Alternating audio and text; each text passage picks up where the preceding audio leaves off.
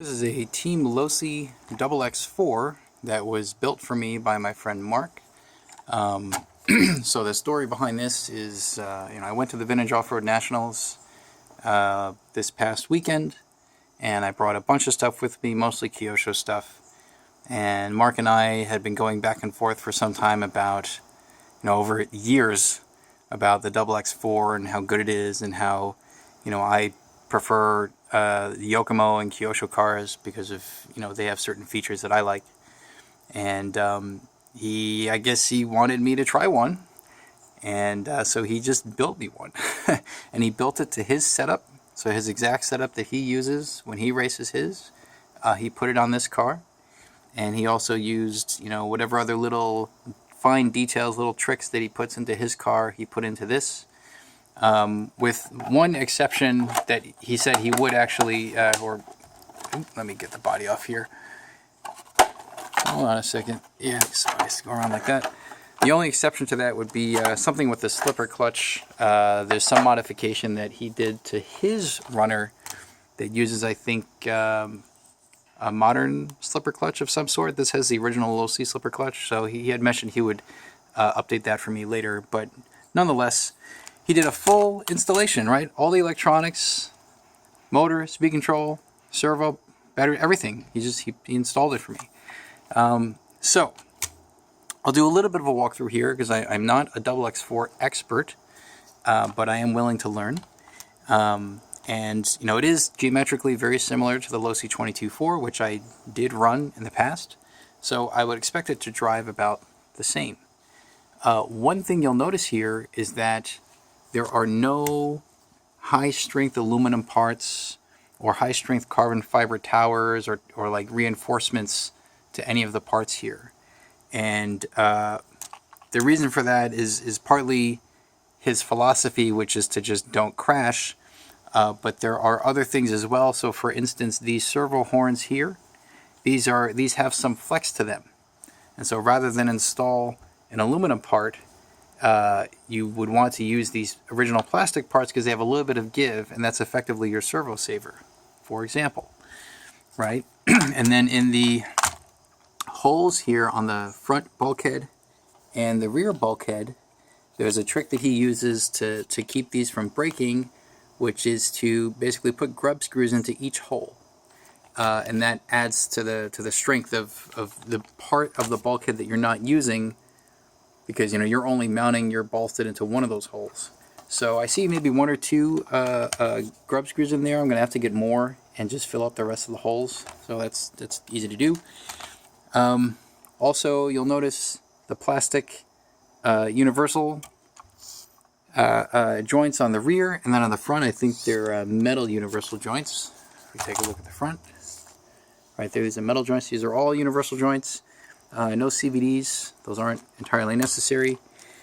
These have plastic diff outdrives with these little, I forget what they're called, but they're like an outdrive cup saver of some sort. It's like a ring that goes around the edge of the outdrive. The edge of the outdrive has like a flange at the end to capture the ring. And so I presume this, because this is a lightweight plastic outdrive, this ring could have to do with minimizing flex of this outdrive to keep it from breaking. So the only thing is, with these dog bone pins here, the original pins are a bit longer than the ring itself, like as far as how it wraps around the outdrive. So if you don't modify those pins, if you have some kind of an accident that causes this to flex and the dog bone to try to pop out, it will ruin this ring that wraps around, because it'll yank on it and bend it or break it. So he just shaves these pins down just a little bit so they could slide out if they need to. Yeah, Lunsford turnbuckles. These shocks are very nicely built. I expect no less from Mark. He does a really good job with shocks. He put a little rear sway bar on here, right? That's his own little custom job, I think. I'm not 100% sure. Yeah, so pretty cool. As far as the inside goes, I haven't ripped this apart or anything yet. I don't plan to unless I need to, but I think he put some belt rollers in here, pretty sure, to keep the belts from skipping. Yeah, and I'll have to check to see, like, I think this is fully locked down. If I, hold on a second here. I'm just going to see, maybe I can put this here like this. Kind of, sort of. Let's see, there we go. Just trying to balance this against the body so you guys can see. I know it's a little silly. There we go. Yep. Sorry about that. Yeah, so I was just checking the front wheels here. This is fully locked four-wheel drive, so any type of clicker that would be in here has been locked down. So, yeah, pretty cool. So also the car was modified a bit to accept modern Team associated wheels. So both the rear and the fronts have wheel hexes on them, and I believe the fronts in particular have some trick that he used to put a 12mm wheel hex on the front wheel axle there, so you can get like B64 wheels and put them on, which is pretty cool. And yeah, that's kind of it. Again, I'm not a XX4 expert. I need time to study this. A lot of these parts are brand new. I mean, this looks almost completely new. There's a little bit of scratching here at the bottom of this chassis, so of course the chassis isn't mint, but a lot of it is. So I'm probably going to want to get a chassis protector on the bottom to keep from beating this up, and try to wrap it around to the rear bumper, and especially also to the front bumper and under this bulkhead here, because these bumpers are very hard to find. So I want to wrap that protective film around to the front here. Okay, it won't keep the thing from breaking, but it'll keep it from getting all scratched up. Yeah, so I guess I'm going to be bringing this to the Vintage Nationals next year for 2023, and we'll see how it goes. He did give me a couple of spares. I'm also ordering some other spare parts, like spare suspension arms, for example. Those are pretty hard to come by, in case stuff breaks. So I still have to decide what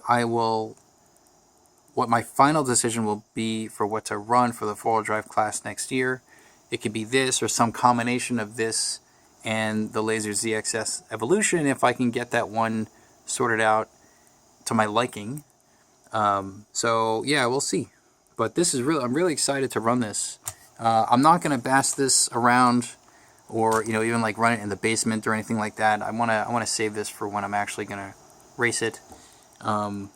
So yeah, I guess that's it for now. I just wanted to show you guys, and of course he painted the body almost exactly how I have it.